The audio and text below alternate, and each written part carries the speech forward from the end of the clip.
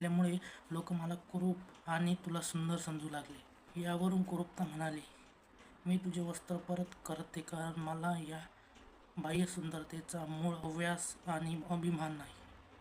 त्याच्यानंतर कुरूपता काय बोलली, मी तुझे वस्त्र तुला परत करते, मी तुला परत देऊन देते कारण मला बाह्य सौंदर्याचा एवढा मोह नाही आहे, मला सुंदरतेचा एवढा अभिमान नाही आहे, कारण माझे खरे सौंदर्य हे बुद्धिमत्ता आणि खरं तर माझं सौंदर्य काय आहे, माझी बुद्धिमत्ता आहे आणि अंतरात्मक.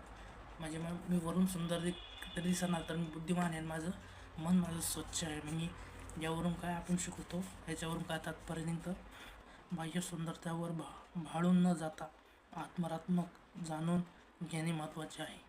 नुसतं बाह्य सुंदरता पाहून तो खूप छान आहे याच्यावरून कधीच आपण काहीच याच्यावर ध्यान द्यायचं नाही. आपण फक्त ध्यान केव्हा द्यायचं, जो मनाने खूप चांगला आहे, त्याचे विचार खूप चांगले आहे, त्याला आपण जास्त महत्त्व दिले पाहिजे.